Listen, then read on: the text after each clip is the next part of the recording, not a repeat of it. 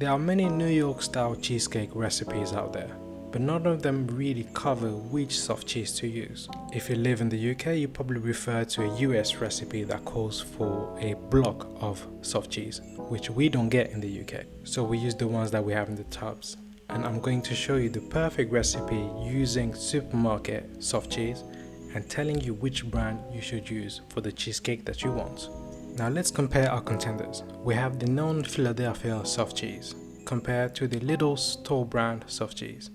The Philadelphia one doesn't really need any introduction. The retail price is £1.95 and has 21 grams of fat, whereas the Lidl brand soft cheese costs 49p, which is a lot cheaper, has a higher fat and salt content. The Philadelphia is very creamy. Where you compare that to the Lidl brand, the thickness of the soft cheese is quite visible. While the differences are somewhat noticeable, they do have an impact on baked goods such as cheesecake. Then if you look at here, the way that the soft cheese spread from the Lidl brand product has a much thicker consistency when you compare to the Philadelphia. It's a lot smoother and a lot silkier. Now, one of the main reasons to buy soft cheese is to make cheesecake. So we'll be using Lidl brand products compared to name brand products. Here we'll be using Philadelphia and McVitie's digestives. Both versions will follow the same recipe. So grab about 10 digestives, put them into a food bag and slowly but evenly crush them. At first with your hand just to break down the bigger pieces, then grab a rolling pin and break down into finer crumbs. A few taps later, your base should be ready.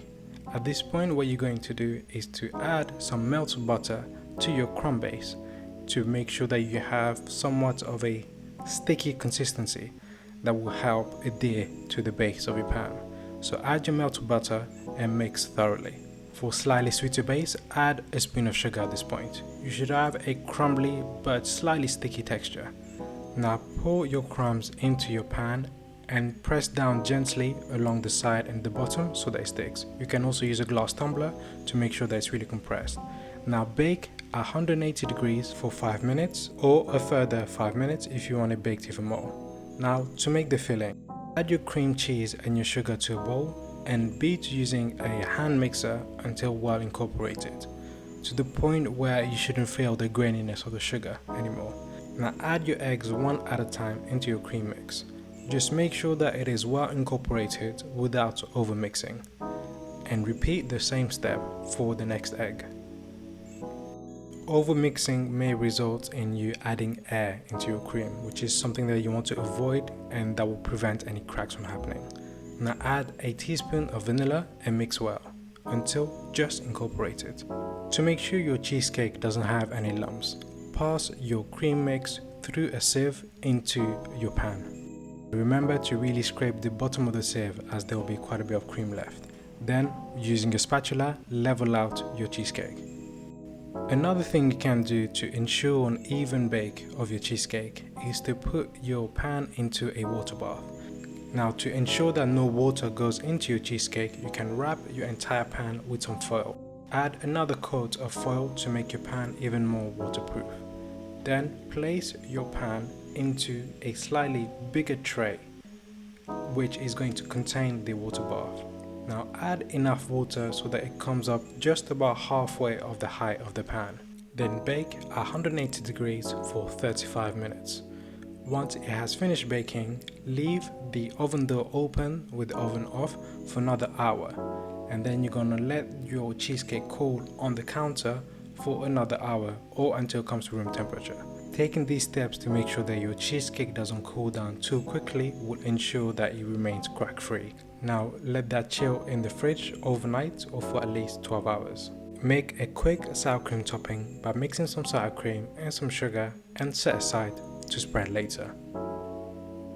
Now, as I've said, I've made 2 cheesecakes, one with branded products and one with store brand products.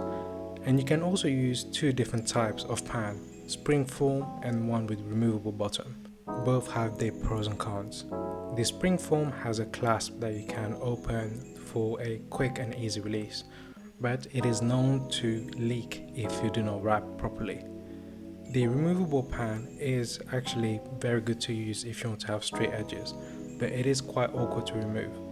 And to do so, you should put a glass that's slightly higher or taller than the pan and slide down the edge of the pan.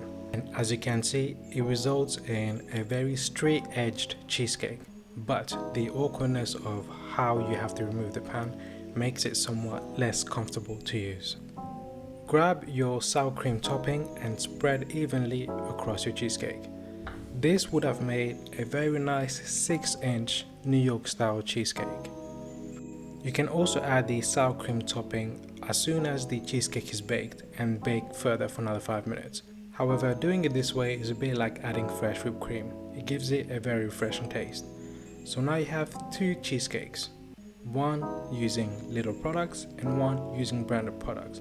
This one is the Lidl version, and the next one is using Philadelphia and McVitie's digestives.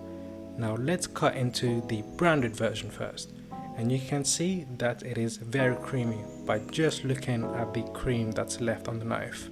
Now if we take a slice of that cheesecake now, you can see that it has baked really well and it is still relatively a clean slice, but it is still very creamy. It is holding down its structure quite well and it hasn't collapsed or there aren't any cracks as you saw from earlier, and that's thanks to the water bath. Now if we cut into the Lidl version, you will see that the cut is a lot cleaner with hardly any cream left on the knife. This basically means that the cheesecake is thicker and it is not necessarily as creamy, but it doesn't mean that it is dry by any means. Now if you look at the slice, again you can tell very clean bake, very clean slice. It is still creamy as you can see by the texture, but it is stiffer and slightly taller than the Philadelphia one. Now if we take a bite out of the Philadelphia one, which is the one on the left, you can tell again very creamy, and the one on the right with the little birthday candle holder, which is how I could tell the difference between the Lidl one and the branded one, has a thicker and denser consistency. Again, it doesn't mean that it is dry at all, it is a different type of texture.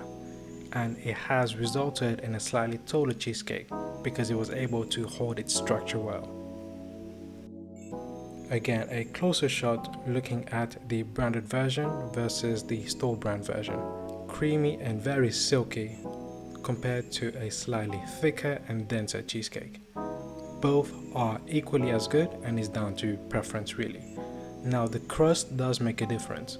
If you look at the crust using Lidl version products, it is softer but it doesn't have that crumbly texture. Whereas the McVitie Digestive has a much better crunch and a much better crumbly texture. I would personally advise to use the McVitie Digestive in this instance. Now regardless of which one you want to use, there isn't really a huge difference in taste, but the difference more lies in the actual texture. More dense or more cream, it is depending on your preference, but now you know how you can achieve the cheesecake that you want. Nonetheless, this recipe will make you an excellent cheesecake. And now you know which soft cheese to use to make the perfect New York style cheesecake.